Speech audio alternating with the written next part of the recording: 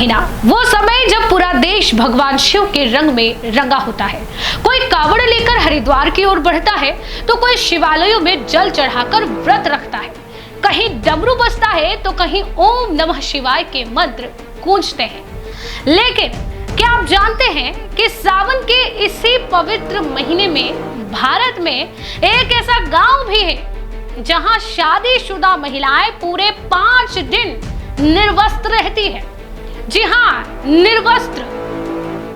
अब आप सोच रहे होंगे कि क्यों, कैसे, कब से, कौन है ये लोग, क्यों कोई अपनी मर्यादा खुद तोड़ेगा, किस मजबूरी में, किस भय या किस आस्था में बंधा है ये गांव। तो आज हम आपको इसी रहस्य के बारे में बताएंगे और उठाएंगे इस रहस्य से पर्दा। मैं लक्ष्मी पांचाल, शुरू करते हैं आज की सावन स्पेशल रिपोर्ट को।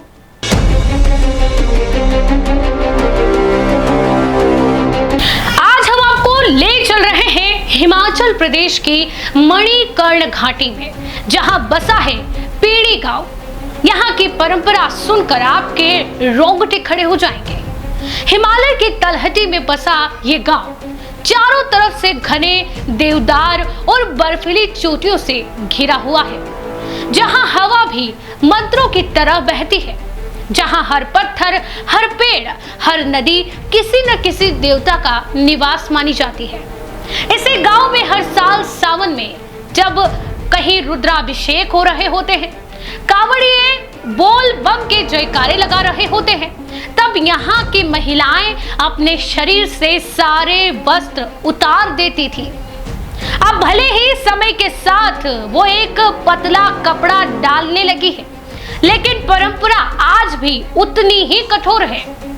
पर ऐसा क्यों? आप सोच रहे होंगे कि आखिर इसके पीछे रहस्य क्या है, क्या है यह परंपरा और क्यों निभाई जाती है इतनी कठिन परंपरा, इसके पीछे की कहानी क्या है।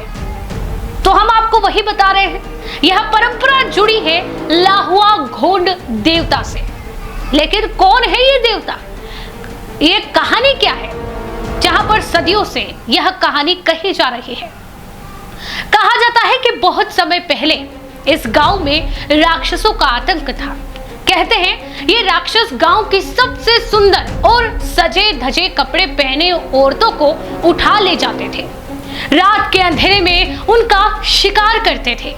गांव में रोज मातम होता था, हर घर में खौफ और हर आंख में आंसू होता था। और तब गांव की औरतों ने एक भयानक लेकिन साहसिक निर्णय लिया। उन्होंने अपने सारे कपड़े उतार फेंके ताकि राक्षसों की नजर उन पर न पड़े। राक्षस सुंदर कपड़े देख औरतों को उठाते थे, लेकिन निर्वस्त्र महिला को देखकर वो लौट जाते थे। लेकिन राक्षसों का आतंक फिर भी खत्म नहीं हुआ। तब गांव में प्रकट हुए लाहुआ घोंड देवता। कहते हैं कि उनके आते ही राक्षसों का संहार हो गया और तब गांव में शांति छा गई। और तभी से लोगों ने यह प्रण लिया कि हर साल सावन में उन दिनों को याद करते हुए महिलाएं निर्वस्त्र रहेंगी, ताकि देवता की कृपा सदैव बनी रहे और राक्षसों का साया कभी लौटकर वापस ना आए।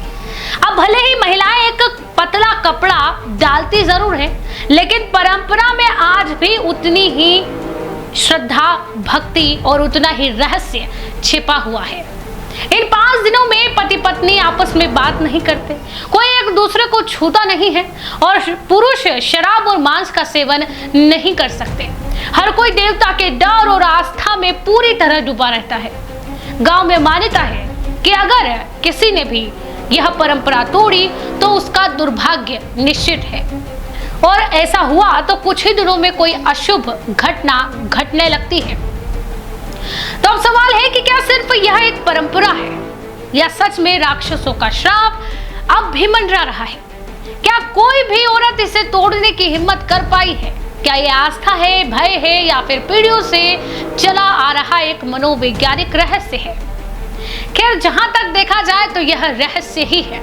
आज भी पीड़ी गांव की वादियों में छिपा है, पर्वतों की चोटियों पर देवदारों के जंगलों में, हर बहती हवा में, हर मंदिर की घंटी में और हर सावन के महीने में।